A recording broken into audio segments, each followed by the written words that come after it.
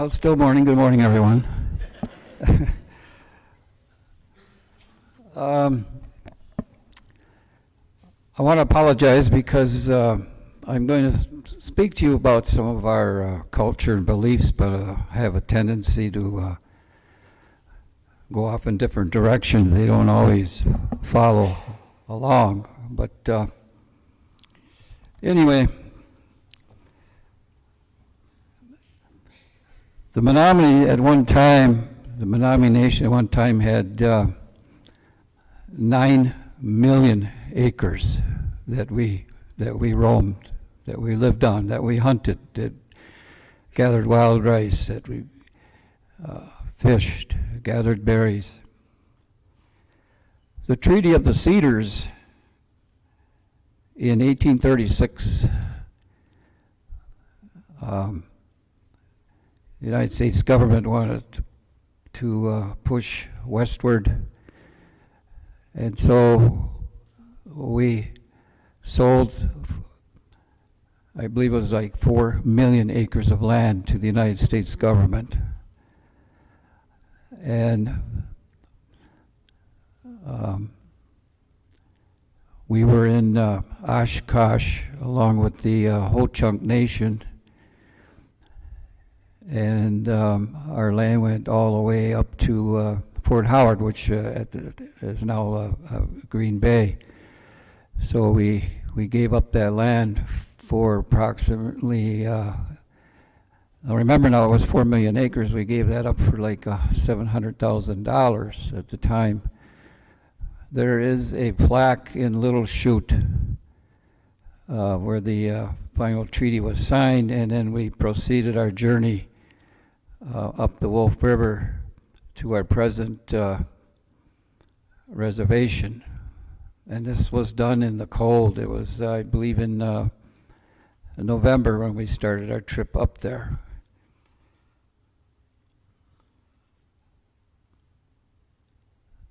Our tribal name, Menominee, in our language is Menominee, Menominee-wak, and it means people of the wild rice.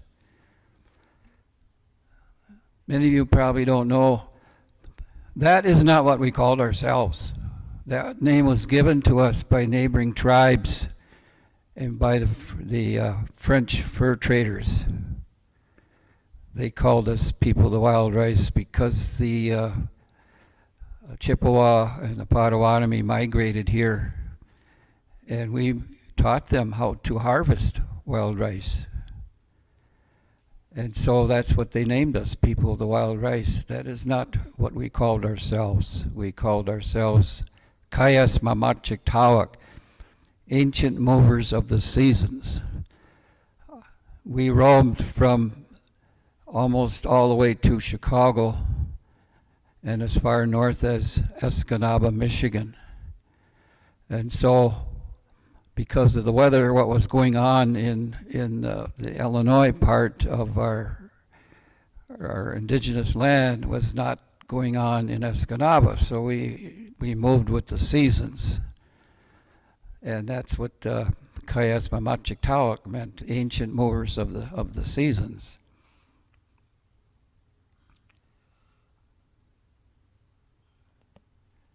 I'm going to switch over now to the 7 grandfather teachings: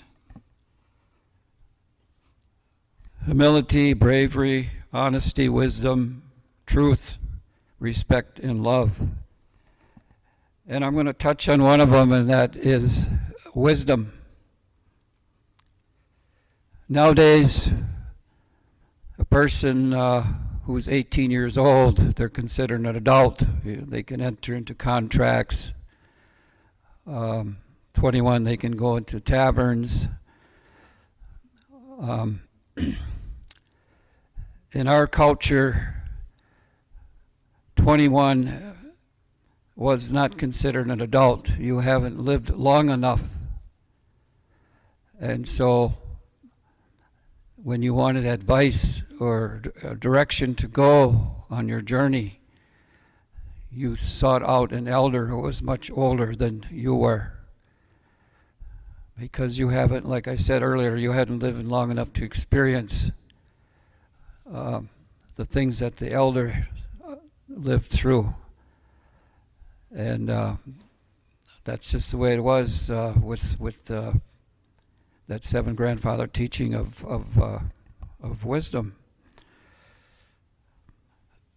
Right now in our language, we have immersion classes going on back home where pre-K all the way through 12th grade, when the classroom door is closed, that teacher is fluent in Menominee, and only Menominee is spoken.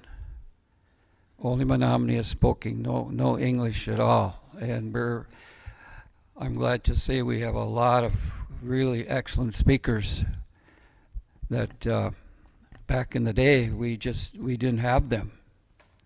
And so our language has taken a big jump in that direction, and that's part of our culture. If you, that's what keeps us alive. If you lose your language, your culture is gone. And I'm so happy to see the culture, the language getting more progressive. There's a lot of good speakers up there that are just amazing. I'll give you a brief history of fry bread. You go to a cultural event like a powwow, fry bread is always available.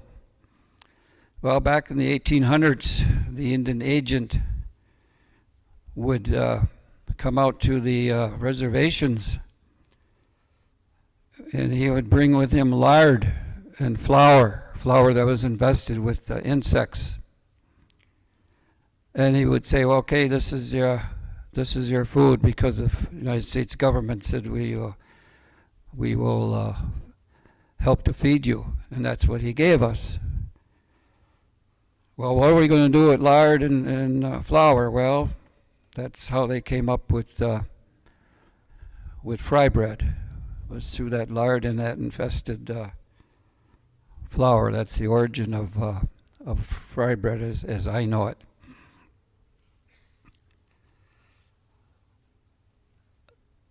Our young people are always taught respect for the elders. That's the first thing they do from when they learn to speak. Always respect the elders, and the majority of them do that. I have people back home, young people that I see at the post office or whatever, and they say, "Oh, hello, Mr. Kenote." Sometimes they'll even talk to me in the language, Anik Nap. It means how are you? And it's good to hear that they respect elders like that. Our clans are the golden eagle, not the bald eagle. The golden eagle is our clan. The bear, the wolf, the crane, and the moose. And off of those clans are sub-clans. So we have a total of 32 clans in our culture.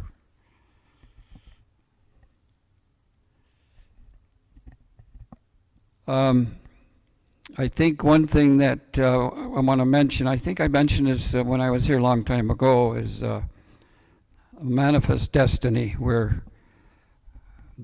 there was a push to push the native people to the west so that the government could go westward and claim all the land. The Louisiana Purchase. Well, the French sold the United States government the Louisiana Purchase, and how can you sell something you don't even own? Manifest destiny.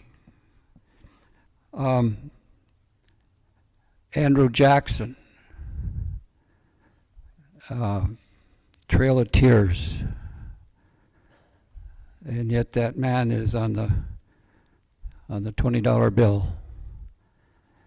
It's just terrible what he did to the Cherokee Indians on the Trail of Tears, where many of them perished.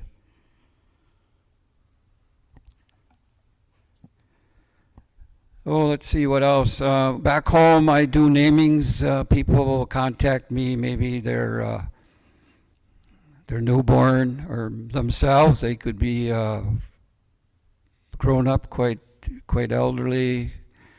Want an Indigenous name, and that's done in a ceremony. I usually will interview them, find out what clan they're from, who their parents are, who their grandparents, what time of year were they born, get as much information as I can, and then they will give me tobacco. When you want a favor someone, you have to offer them tobacco. And you give it to them in their left hand because that's the closest to their heart. And so then I will proceed to come up with a name, and I tell them this will probably take a while. You're not going to hear from me 2 days from now and say, oh, I have a name for you. No, this takes quite a while to come up with the proper name.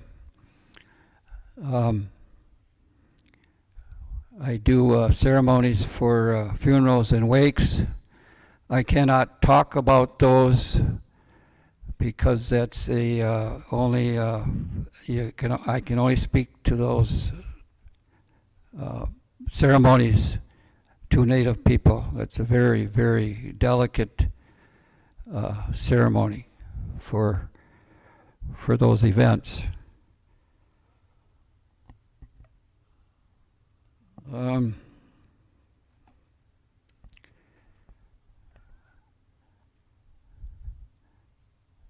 I don't know much else here.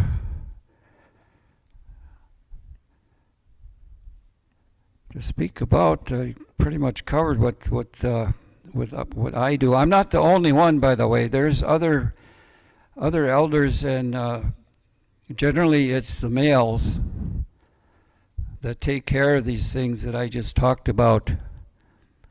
But in the protocol, they usually ask if they want a prayer at a invocation somewhere at a convention or a powwow or whatever. The protocol is you ask the oldest male, and I'm the oldest cultural advisor, so I always get asked first if I want to take care of this, and if I can, I will. If I'm not available, well, then they'll ask someone else.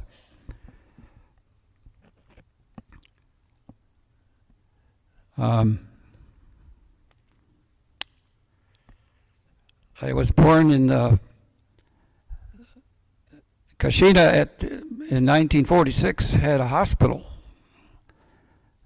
And that's where I was born. It was called St. Joseph's Indian Hospital. They had to close in 1956 because they didn't meet the codes anymore to stay open. And so the newborns now are born at the hospital in Shawano. And then they're put on the tribal roll. To be an enrolled member, you must possess 1/4